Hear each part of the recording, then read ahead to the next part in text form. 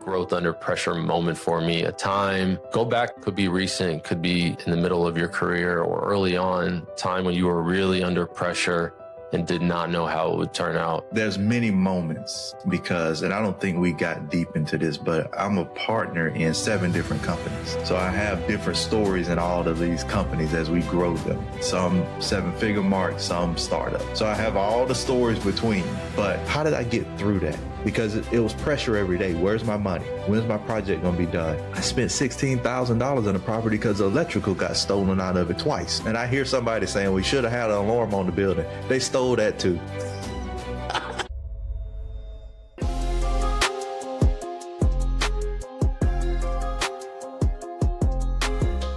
Welcome back to another episode of the Growth Under Pressure podcast, sponsored by Adapt CFO. I'm your host, Eric Josovitz. Today we have Tyrus Shivers.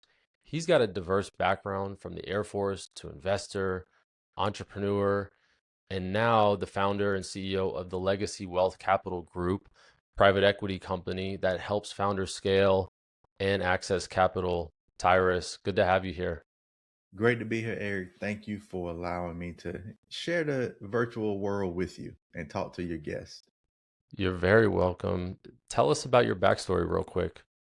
Yeah, so I like to tell people, Eric, I'm giving you the Campbell soup version because I can talk all day about what I've done and where I've been. But in a real snapshot, in 2007, I went into active duty military. So I was Air Force. I did signals intelligence, which is a fancy way of saying I snatched radio waves out of the air and made them intelligence that we could use. And I copied Morse code in Korea for about 18 months. And in 2009, I was medically retired. And so I want the listeners to understand that, yes, sometimes we have long-term goals. One of mine was to do 20 years in the Air Force, retire as an officer, but that got cut short. So I had to pivot. Then I went into government contracting. I was still in the intelligence community, but I was more on the system administration side. So from 2009 to today, because I do have a company in government contracting, I still do some system administration, engineering, infrastructure engineering work. Around 2014, I realized I was not going to get wealthy working for somebody else. And I made great money. A lot of us make great money, but we don't have real wealth. And that's when I got into real estate because that's in about 2014, that was the thing. Wholesaling, flipping houses, hard money lending. And that was the draw. So I was trying to figure out, how do I make a lot of money without putting a lot of money in? Because, that's what we hear online. You don't put your own money in, use other people's money. So wholesaling popped up. I was like, not really my thing. Property management, though, made sense to me. And so I started a property management company in 2014. Within 18 months or so, I grew it to just north of about $1.5 million in revenue, over 200 plus units. And with that growing fast, I started doing contracting work, flips, construction for other people, and really grew that business. I also learned that real estate wasn't necessarily for me, and it was killing me inside. And we could talk a little bit deeper about that later, but I really enjoy coaching and consulting and building systems. And people ask me, how did you build that business so fast? I had great mentors, but also had a lot of operational experience as well. So I got into consulting, fractional COO work, fractional integrator work.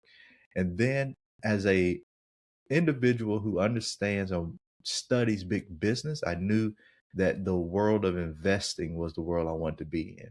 Fell in love with Shark Tank, where you got the sharks and you have the businesses going up and they're trying to get this investment into their business so they can grow and scale.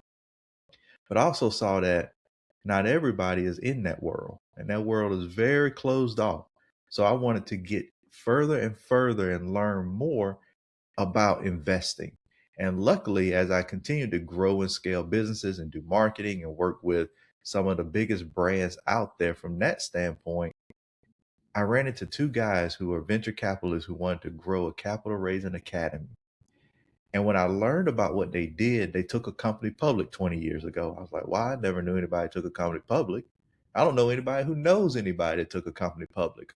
We know of the ones on TV and what we hear, but personally, do you know? So that piqued my interest. It scratch that private equity itch. And I gave them an ultimatum. I said, I can help you grow your business, your capital raising academy, 20 million, 50 million. How about we join together? Take this company public, Legacy Wealth Capital Group, and go from there. And I said, we can either do that or I won't work with you at all. I make enough money. I don't need it. So, but I want to do this. And that's how I get to where I am today. That's incredible. So did you take the company public? We are in the process of taking, since Legacy Wealth Capital Group is a year old, we have a 5 to 6 year time frame, starting with a regulation CF. We could talk about that a little bit later too. We're Yeah. getting ready to kick off our first capital raise for this business on that journey to go public. That's incredible. Okay, let's go back to real estate. Give us your warning signs for someone that does want to get into real estate. 'Cause frankly, I'm a perfect example of a use case because I'm on the service side. I've been doing that consulting with Adapt CFO and, accounting and finance services for about 8 years now. And now I want to get into the real estate investing side. What's the good and the bad? The great is assets, controlling assets, owning assets, having equity. That is really what builds wealth when you sleep. Yeah. The red flags, not knowing what you want to do. Real estate is so broad. I Yeah. want to do real estate. I want to be a real estate investor. Well, what type? Do you want to do apartment complexes? Do you want to do commercial buildings? Do you want to do mixed use? Do you want to do residential? Do you want to be a lender? Do you want to flip? Do you want to wholesale? How many rentals do you want to have in your portfolio? Do you want to be a realtor? Like, there's so many components Yeah. of real estate investing. I think what people need to do is dial in on really what is your exit strategy? Like, why real estate investing? And then once you understand where you want to go, pick a lane and get a mentor. I use everything, Eric, from experience. I don't do any theory. Everything I say, I've tested it, I've done it, or I've talked to somebody who's done it and watched it. I was talking Hmm. to a lady yesterday who wants to get into real estate. And I said, so what do you want to do? I think mixed use. Why? Couldn't answer the question. Hmm. Red flag. Yeah. Okay, who's guiding you? Well, I have a CFO and they invest in apartments, but they're not really going to help me with this. So no So one. don't do it alone. Red flag. And when you're guessing and thinking and trying to figure out don't do it. Get into a mentorship. Find someone who's doing it every single day in the lane you want to be in and work with that person. It will save you a world of headaches and money. Yeah, and Instagram doesn't help because it says go into this one's the most profitable, and go into this one. These are the things you should be doing, and wholesaling and Section 8 and this and that. And it's like, all right, I'm gonna get rich, and frankly, I've been diving into Section 8 specifically because it is, you can ramp up slow. You can drop $10,000 or little money on a property and get some government funding or get government payments towards the property. And this could be a test of like, okay, if this one's working, then I can ramp up. And my goal is cash flow. Mm-hmm, mm-hmm. Also, a service-based business, you're working with people. I've spent almost my entire career in service, also in tech and healthcare, but the majority has been servicing others. So I'd also like to get into more of that tangible assets and properties. Mm-hmm. So, I'll give it a try, even if it's just that one property. And you're absolutely right on the mentorship, but then it's also, are you going to get the care you need and that one-on-one attention joining a program or something like that, which I'm sure you've seen all those Section 8 Oh, folks yeah. online. 100%. I can talk to you for 2 hours about that. Here's what you do when you're looking for a mentor. One, and this is what I was taught by my early mentors. One, test them. Oh, you're doing all these wholesales and flips and rentals? Show me. Back then, the alter statements now, but back then it was your HUD one. Show me Hmm. your HUD one. I Yeah. don't know how many people said I flipped the house and made 50 grand. Well, yeah, the check that you showed on Instagram said 50,000, but the expenses were 75. So you lost money. And they don't Yeah. show the losses on Instagram. Instagram, Facebook, YouTube, in a way can be it's a facade. It's a cover. It is the prettiest moments of people's wins. If they have those wins and they're legitimate. Behind the scenes is what's true. You wouldn't believe it, Eric, but I've worked with some major influencers that are on Instagram, have millions of followers, and they struggle to pay me my fee Mm, because they I don't believe really that. have that money. What they do well is sell a message, a dream, a hope, but they don't run a real business themselves. And so underneath that influence, there's no business. And so what this is why you see the cycle of influencers. They come in, they're really hot, they're doing well, they got a lot of followers, and then 3 years they disappear. Why? Because people, one, get tired of hearing that person, or they see that it's not actually working, and then they move on to somebody else. And Hmm. so, even if you wanted to get in Section 8 rentals, you will find someone who does that, who around you in your area focuses on Section 8 rentals. The mechanics of doing that is simple. I mean, you find a house. I can give you, I'm in Maryland, so Baltimore City. I can go into some of the west side neighborhoods, get a house for 20, 30,000, put another 20 in it. It might be worth 50, 60. The ARV might be 100 at the end of the day. Section 8 to give me 12, 1300 for a 2 or 3 bedroom, depending on what the Hmm. rates are today. And I am cash flowing because a mortgage on that type of property is $400 or $500 a month. And I'm Yeah. bringing in 1300. You also want to calculate your expenses, vacancy rate, turnover rate, like all of that needs to bake into that building that out. And most people just say, I make $2,600 a month on my rental. Well, what are the expenses? So test it all. Yeah. It's not just the mortgage, the difference between the mortgage and what you're getting paid. You got a lot more involved with real estate. There's a lot of money that goes into it. So, yeah, the concept of not having to put too much money in, just, bare minimum, the government will pay you. You don't have to do a full, massive renovation was attractive. Then you also Mhm. got the people, which is, they say that since it's a lower cost or the government is funding it, they don't want to lose that. So they're going to treat the property with respect. Then you got to think, well, it's also low income housing. So there's a balance, and I know that nothing is sweet without You're its right. challenges. You're gonna have your ups and your downs, but really good stuff. Would love to talk more about real estate offline. We can definitely dive into it. Tell us a little bit about your, Air Force, your journey from the discipline side of things in the Air Force and how that still shows up today in your work. 100%. So, one thing that I take from military and even government contracting is the system.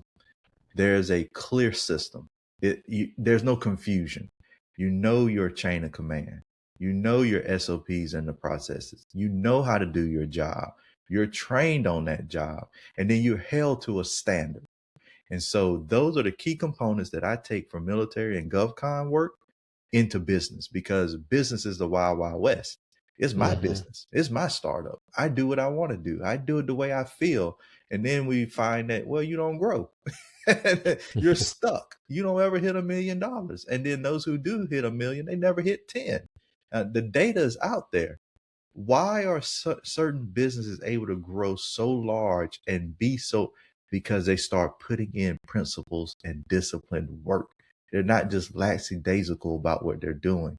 So I was able to take all the experience from the military and government and bring that into a small business world and set a standard.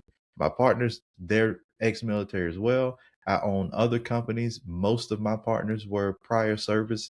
It's a camaraderie that we have. It's a feel that we have, and we go after this bar. And so, Navy SEALs.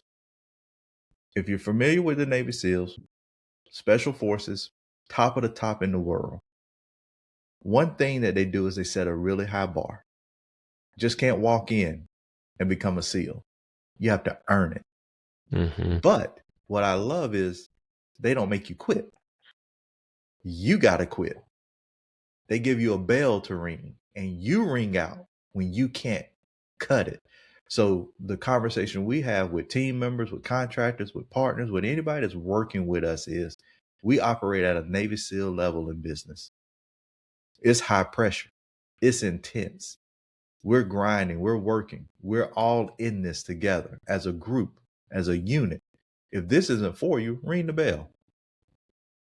No harm, no foul. You want to talk about growth under pressure? That's the way to do it. You put that pressure on, because all growth happens under pressure. And you know, some of it's painful, some of it's easier. You know, there are some entrepreneurs and founders where they have this crazy story where they were able to hit X massive number with ease, and but 99% of them, it's struggle and pain and setting that bar high so they can push to that level. Yeah. Now, they say that you need to, and I've worked with maybe 75 startups and small businesses at this point, but you know, what I've seen in practice and also what is being said is that to get to that level, to get to that 10 million from 1 million, you have to scale up for, you know, with resources, human resources, to get to that. So it could be someone that has helped grown a company or been a part of operations from a company that grew from 1 to 10 million. Like you can't hire for 750,000 in revenue. You need to hire for 10 million. Is that a fair statement? That is a 100% fair statement. And I want to go backwards for just a second Yeah. about the fast growth businesses, because I know you're familiar with, and your listeners may be familiar with the Inc. 500, 5,000 list, Mm-hmm. fastest growing companies in the country. Yeah. What they don't tell you is 67% of those companies go out of business. I Yeah, believe they that. grew rapidly, but they imploded because they didn't have the right systems, the right processes. The conditions in which they grew were great for them at that time, but then they didn't know how to sustain that type of business. And so now going into your statement of going from 1 to 10 million, you can get, I tell clients, you can usually get to about 3 million, 4 million by the seat of your pants. Just, Mm-hmm. I'm at 4 million. But to go from 4 to 10 requires infrastructure. It requires order. It requires software and systems, and it requires people. And all of Mm-hmm. those things require capital. What happens is businesses that hit 2 to 3 million, they're used to taking like 50%. My profit's 40, 50%, 30%. They want that in the bank. So investing back in the business is a mindset shift that they need to have. It's like, oh, to your point, if you want a person that's grew a $20 million business to come work for you, they're not going to come work for you for the salary of a contractor Mm-hmm. or an overseas contractor or a person that's only grew a business to 500K. So you got to be willing to make the investment into talent. You got to have talent. There's a book called Good to Great. They talk about what got you here won't get you there. And Mm-hmm. so, yes, you may have a core team that got you to a million, but is that the right team that will lead you to 10 million? Maybe not. Maybe if they have right training, if you invest in training and consultancy and you level them Yeah. up, maybe.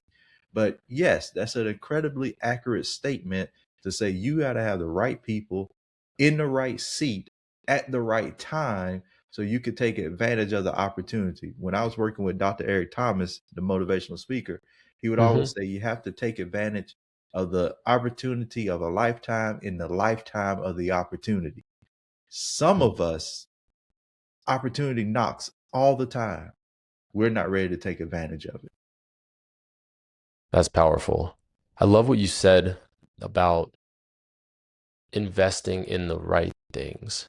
And that's easier said than done, because investing in the right things it's hard if you don't know. It's like having kids and you're like, no one ever taught me how to you know, grow or raise a child. You just a lot of it is figuring it out, but you got to do the research. You got to talk to parents that were successful.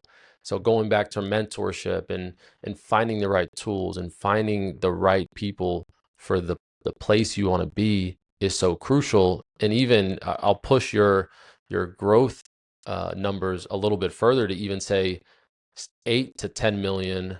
Going from 8 to 10 million is even harder than 6 to 10 million. You have to keep those clients or customers. You got to make sure you're getting people that are ready to push the business and invest in the right things and not just spend it. I feel like, and on the finance side, I've been on finance and operations and strategy for almost my entire career. I see a lot of spending in things that just don't add value, right? It's like there's no KPI behind it that's saying, well, this is going to produce an ROI of this. How does this help us get to 10 million? Well, it helps our culture and we got a big office because we're going to grow. It's like you got to be disciplined, you got to be lean, and just adding $2 million, although you got to 8 million, can seem a lot harder than going from 6 to 8. Yeah, can I pull on that just a little bit? Yeah, please. Because you hit the nail on the head with that one. Business owners are often emotional spenders. And so they spend based on hype. Right now, everybody wants to have AI in their business. They can't tell you how they're going to implement it, what the return is. They're not looking, to your point, at the metrics, the data, the ROI, and why. Here's the reason why. Another mindset shift. Of course, I recommend a lot of books. I read a lot of books. I think a lot of information is hidden in books because people won't open them up and read them. They want somebody to give it to them. It's in a book. In the book, The E-Myth Revisited, where Yeah. it talks about going from the operator to the owner, getting out of the operator seat, taking the operator hat off, putting on the owner hat. That has been beat into the mind of business owners. And my business is my baby. Mm-hmm. So business owners aren't thinking about their business like an investor would. And I like to challenge business owners to take off your owner hat, take off the operator hat, and put on the investor hat. Now, how is an investor going to look at your business? As an asset, not as your baby, not as a thing that you're passionate about and that you love, not as a thing that you don't go to sleep at night because you got so much passion and you just love it. No, is this asset bringing an ROI? Is everything that you do in this asset returning on the investment that you put in? So to your point, I need to spend $10,000 on ads. Why? Oh, so and so on social media said if you spend 10,000 a month, you'll get 10x your business. Well, so and so on social media and you run different businesses. And so on social media may have other things that are going on in their business that enable them to hit the revenue. It's not just the ads. How are you measuring it? How are you tracking the data? How are you knowing, or how do you know that it's effective? Oh, I don't like data. I don't know. And you probably have heard this too, Eric. I don't like data. I don't like Yeah. numbers. Well, business might not be right for you because you need to know some level of data and numbers so you can know if what you're doing is even working. Yeah, that data is so important. And I've also had CEOs want to create their own metrics. I could give you stories of the type of, you know, formulas that they created or the financials that they wanted to mix a hybrid of cash or accrual or LTV based on a turn that wasn't even real. And I've talked about this before. The formulas are the formulas. Stay to the formulas. Focus on, you know, those North Star metrics, your finance, your operations, your sales and marketing. And to your point on ads, every industry is different. And like if you're a X size business going in a certain industry, you're going up against someone else that has a bigger ad spend, and you may just be throwing money down down the river. But I'm not an expert in marketing, so I won't go there. I loved what you said about looking at the company from an investor mindset, because that's when you get your emotion out of it and you say, well, why are we spending here? Why do we have this person on the team? What is the FTE productivity metric? Meaning each person needs to be held accountable. Are they being productive? Are they producing?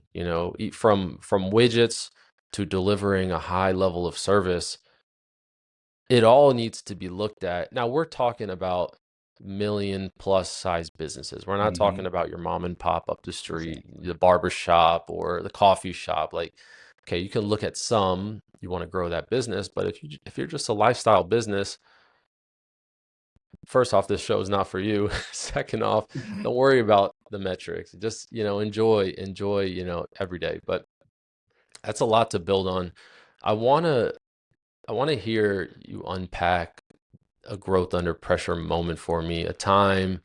Go back to, it could be recent, could be in the middle of your career or early on, time when you were really under pressure and did not know how it would turn out.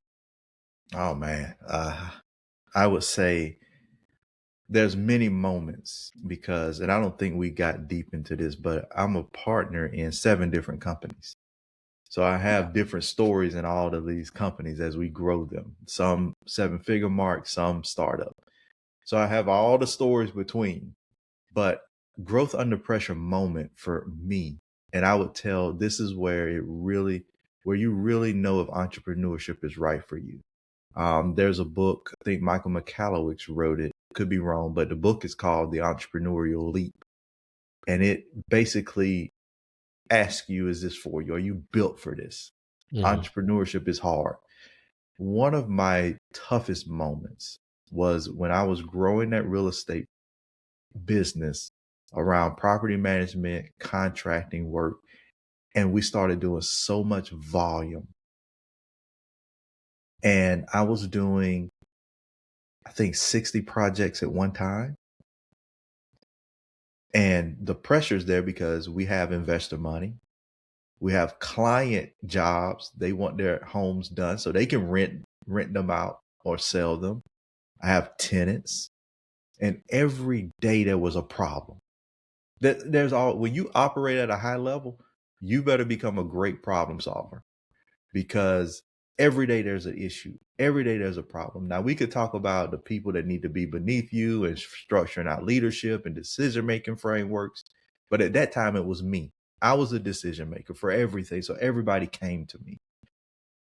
The pressure of spending hundreds of thousands of dollars a month, the pressures of not knowing the money just coming in and out. What do you do? Projects are behind. They're stopped. We can't get the permits. And those were sleepless nights for me, Eric. Those were nights where I'm in the bed crying. Like, I don't know what to do. I don't know how to take the next step. I don't know. I'm losing money. I'm going in debt. I'm getting credit cards, putting things on because one thing I didn't want to do was never pay the contractor that was working with me, or I didn't want to have my investors or clients lose money. So all the losses I took them all. How did I get through that? Because it was pressure every day. Where's my money? When's my project going to be done? I spent $16,000 on a property because the electrical got stolen out of it twice. And I hear somebody saying we should have had an alarm on the building. They stole that too. They took the alarm too. That's funny. But as I was navigating and going through this pressure moment, I had mentors that I was able to reach out to. And what got me through with the support of my wife telling me, number one, we're going to be okay. We'll figure it out. Number two, I reached out to a mentor of mine. His name is Tyrell. And I said, T, man, I think I told him $300,000-$400,000 in debt. I got all these things going on. I don't know what to do. Another person told me, just go file bankruptcy. That's the way, just do that and walk away. And people going to be mad at you, but they're not going to even remember you in 10 years. So who cares? I was like, I don't know if I want to take that route. But T told me, he said, you know what? 400,000. Okay. I lost $4 million in a deal. And I said, well, what did you do? He said, I put the blinders on. I focused only on the things that would get me out of the situation. No big grandiose plans, no 10-year future forecasting. What do I need to do today to move the needle? And then what do I need to do the next day?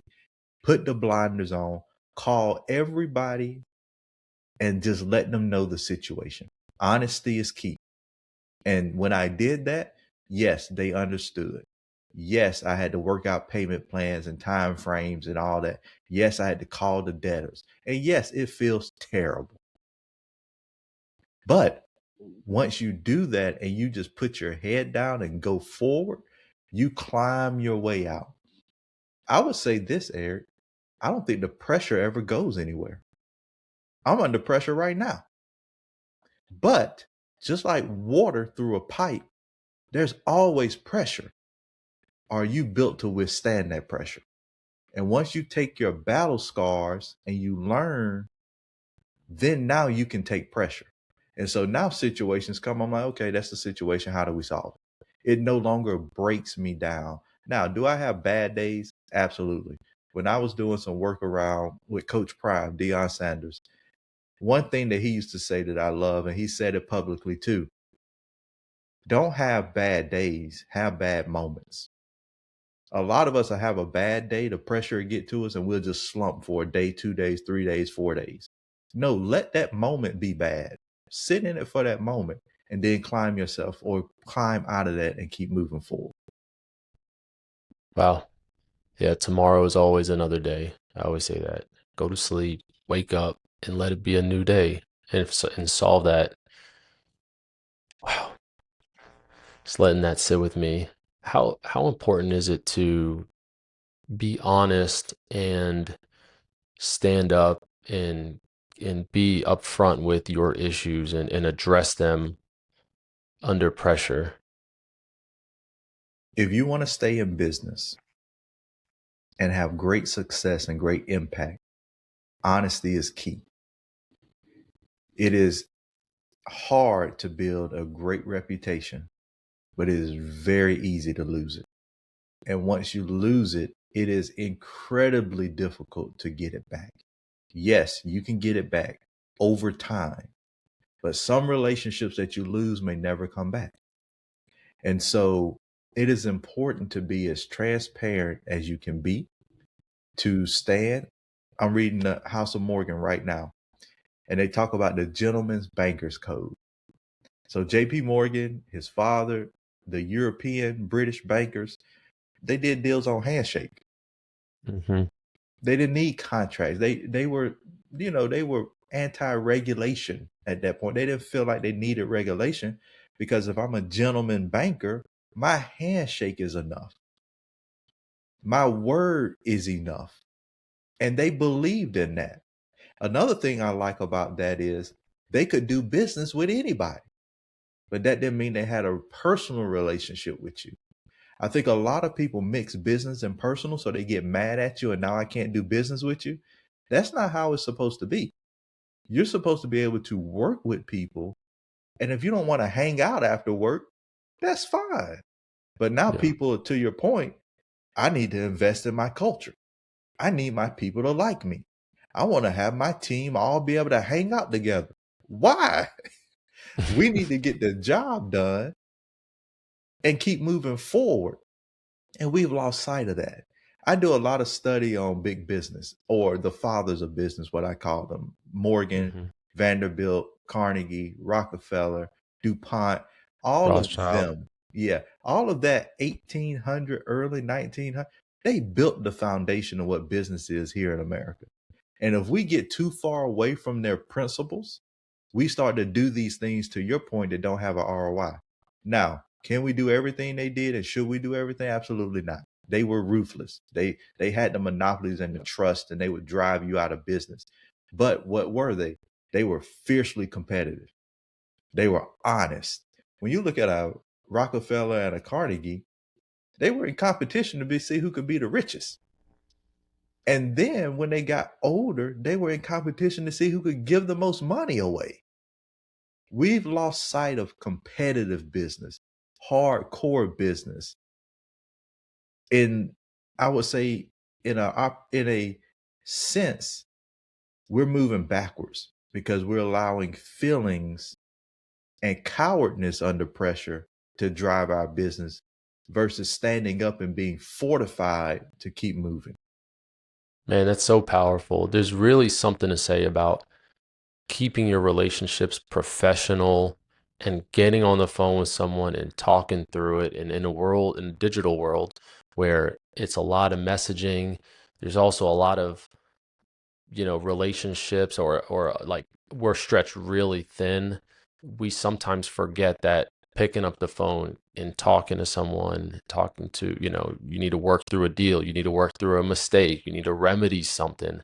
You gotta talk through it. And as one of my first bosses said, eat the frog, which is like Yep, something you don't want to do, but you got to do it. And to your point on the world we live in now, you're right. There is a difference.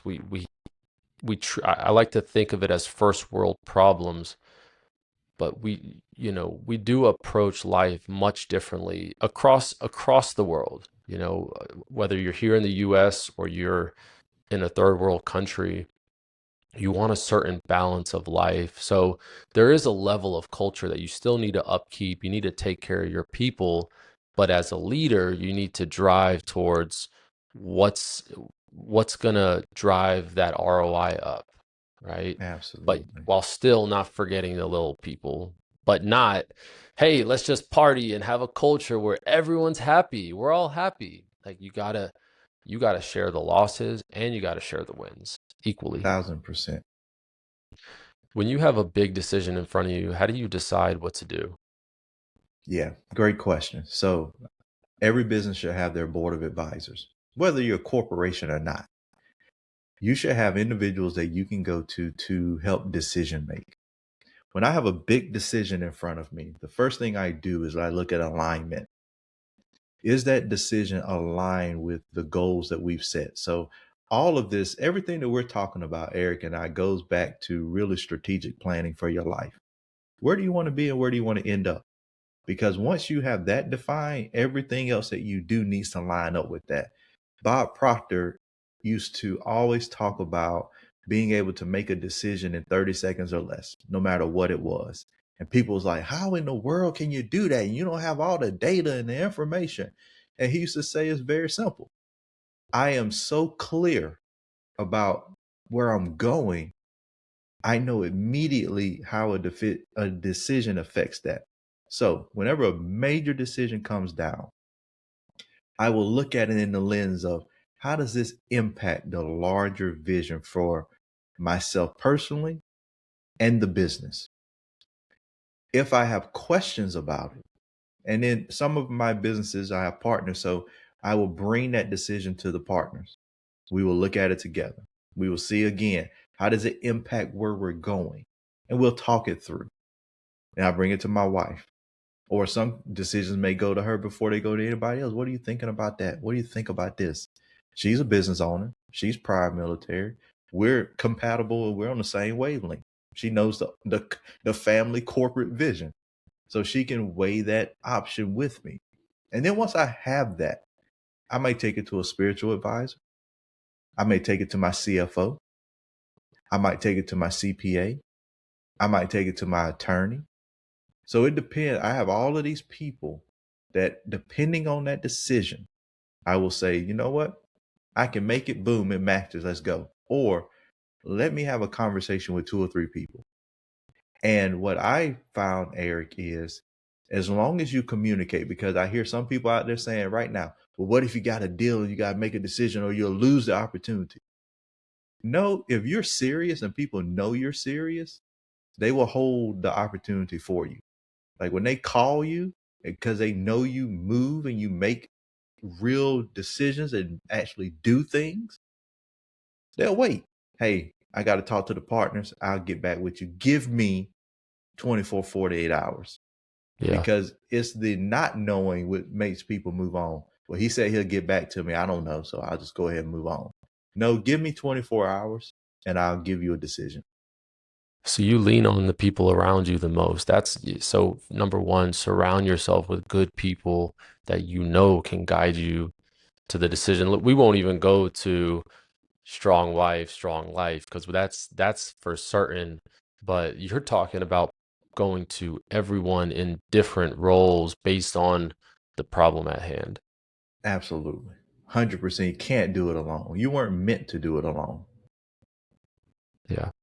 What about what about those smaller decisions? Do you have a tried and true method that where you're like, well, you know what, I'm just gonna take a walk around the, the office park, or I'm gonna walk around the neighborhood and I'm gonna meditate on, or I'm gonna pray to God, or do you have a tried and true to just knock out something that may be difficult, but it does need to get done right away?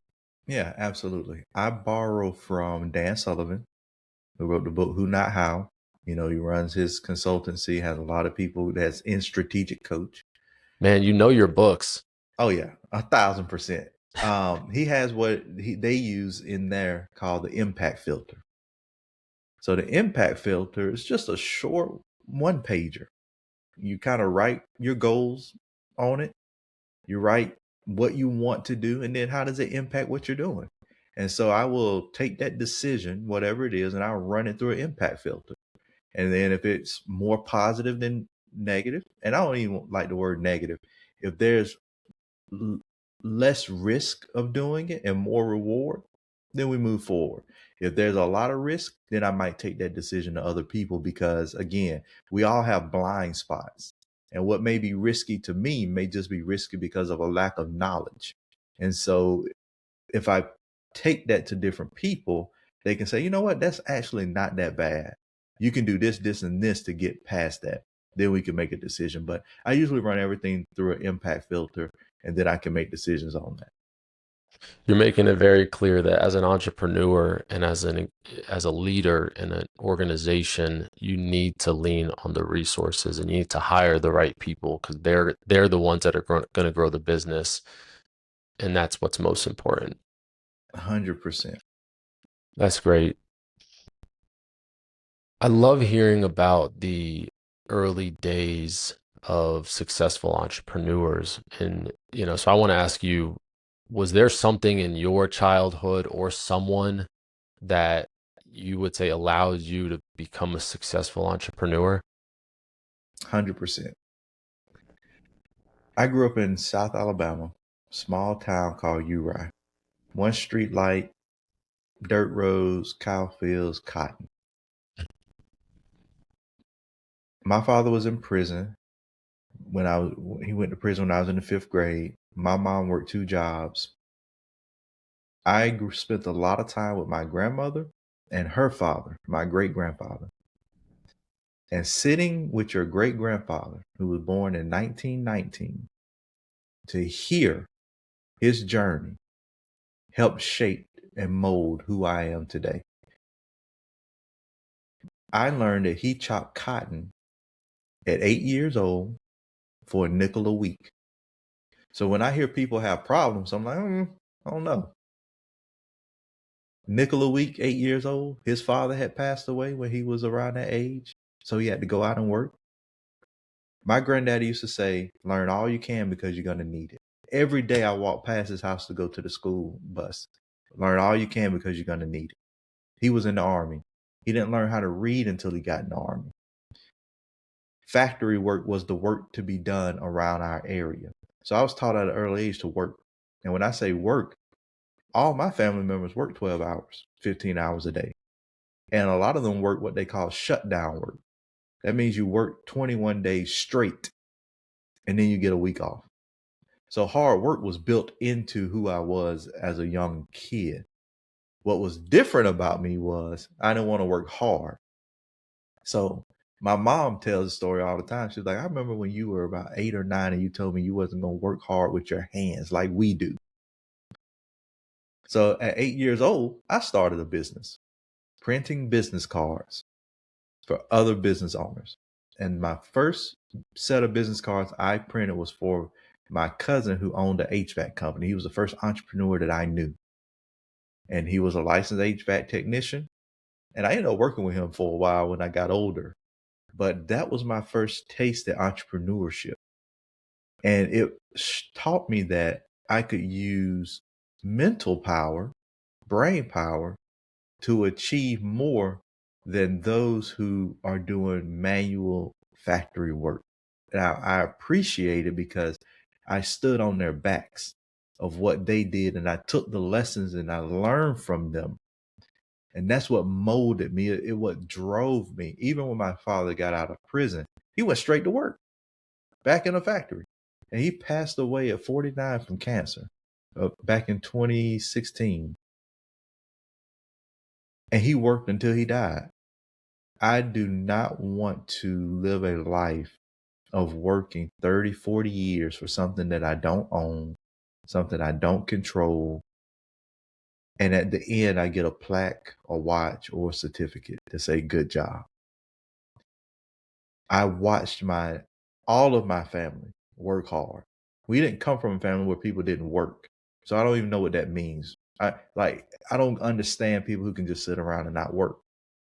I work hard just in a different way. And so that's a long way to say there are many people that shaped me. But if I look at my great grandfather, my grandmother who baled cotton and picked cotton, and they would get, I think, per 100 pounds, $10. And this was in the 50s, 60s, early 60s, late 50s. Because my grandma was born in 1942. They shaped me. And I was lucky enough, Eric, and I'll come off of that, to know most of my grandparents and great grandparents. So I got to hear the stories from all of them about how they grew up, where they came from, and how it impacted their lives. It's clear that your childhood shaped you. And there are some people I talk to where they're like, this one thing happened. I may have done this or that. Your childhood molded you into who you are today. It's very clear. Sorry to hear about your dad. I know that's tough. And, to learn from your granddad, your great granddad, and see that, I mean, that's powerful. We don't work hard enough today. And I even tell my wife, I'm like, I don't even work hard enough myself. And I don't talk about this. I don't think I've talked about this on the podcast, but I'm a third generation Holocaust survivor. So my grandfather survived the Holocaust, lost his mother and his little brother in Auschwitz. He was in 3 concentration camps, came to this country with nothing, to a dad that moved before the war here, married, adopted a kid, and kind of did not treat him as his son. It's sad, but my grandfather's outlook is always positive, always optimistic. And he was interviewed many times, and I have a recording where he talks about bringing dinner, miles, him and his little brother at 5, 7 years old, holding big, pot of soup, bringing it miles down the road. And those are the things that we still need to understand, that we got it real good. Real And good. it it goes back to first world problems. Like, there's people in third world countries that are still doing stuff like this, and love to hear how that shaped you and made you the man you are today. So congrats on getting that, because it is a blessing to have that, to not have the silver spoon. And there's pros and cons from both, right? But I think that really shaped you. So thank you for sharing that. Yeah, absolutely. I think I want to add just a little bit, perception, because people will tell me, and I hear it. I talk to business owners every day. I mentor, I talk to kids. I mentor youth. I run youth. Everybody then brings it back to perception. Well, my problems are my problems. But there's also comparison or balance. And so when you're looking at a specific situation, yes, because you can't play the video game may seem very difficult. But if you compare it to someone carrying food for 5 or 6 miles, you're in a whole lot better way. You're in Yeah. better shape. So we just need to allow the comparison to take that effect in our lives and stop using it. To me, this is my opinion, not on Eric or anybody else, an excuse. People are looking for a way out. Well, my experience is my experience. Okay. That's why you where you are today. Yeah. Living in that excuse and not having excuse. So, setting the bar high, like you said earlier, not having excuses, keeping those blinders on, having the right perspective, because just a little shift in that perspective and you're the victim real quick. 100%. And when you're a victim and you get stuck in that mindset, you often stay in that mindset. And then it's everybody else's fault. Everybody else. It's the government. It's the administration. It's this person. It's that business. They holding me back. I heard it all my life. You'll never get to be anything that you aspire to be because they're going to hold you back. Who is they? And what is they doing? And why are they not too busy to hold me not to hold me back? So I never believe, yes, there are barriers. Yes, there are obstacles. Yes, there are instances where people will be in your way. But you got to figure out how to navigate and move around that. When you look at JP Morgan and really learn about them, they didn't like everybody in the industry. To your point, they had what they call the Anglo-Saxon banks, and then they had the Jewish banks. And they didn't get along. That's how, Morgan Stanley and these other companies, they came up a certain way. They weren't just let in. They had to make their own way. Even when they did business together, they still didn't necessarily like each other. And there were obstacles, but none of them gave up. None of them became the victim. None of them just sat in and said, you know what? They don't like me. I'm not the right complexion. I'm not the right nationality. I'm not the right religion. I'm not the right demographic. So I'm just going to quit and give up. No, none of them gave up. And now they all have lineages and we see their businesses still flourish today after they're long gone. Yep. That's powerful. I want to wrap up with 3 rapid fire questions for you. One of them's about books. So I know you're going to rattle off a handful of books for me, but let's start with, what is one metric you check every week? Revenue. Okay. We'll leave it there. What is one book, podcast, or talk that you recommend to founders under pressure? Ooh. It doesn't have to be one, because I know you got a lot. You can just rapid fire if you want. Let me go with the book for a founder under pressure, Traction by Gino Wickman. Oh yeah. Yeah, that's a good one. For a podcast, I want to go with Huberman Labs because Dr. Huberman talks a lot about the psychology, the physiology, the science behind how we think. Not the woo-woo, not the magic, but the actual science. If you understand how we think, operate, behave, and take those principles and apply it, pressure, you'll be able to withstand pressure. And then my last thing is general study businesses that have really paved the way. So those fathers in business, I give it to you. Go back and watch the men who built America or the brands who built America on the History Channel. And you'll learn a lot about those founding brands and businesses in the late 1800s, early 1900s. And that will change the trajectory of how you think. Because history always repeats itself. Absolutely. All right, last one. A founder under pressure should always fill in that for me. A founder under pressure should always lean on their team. And when I say team, I mean your partners, your family, your board of advisors. your strong employees that can hold you up. This was great, Tyrus. I really enjoyed talking to you and hope we can run it back again soon. Likewise, I appreciate it, Eric. Thank you. Thanks. Till next time. That's it for today's episode of Growth Under Pressure. I'm Eric Josovitz from Adapt CFO, and I hope these insights help you tackle your biggest scaling challenges. If you want to help other founders find the show, give us a quick follow or a share. Thanks for listening, and I hope to catch you next time.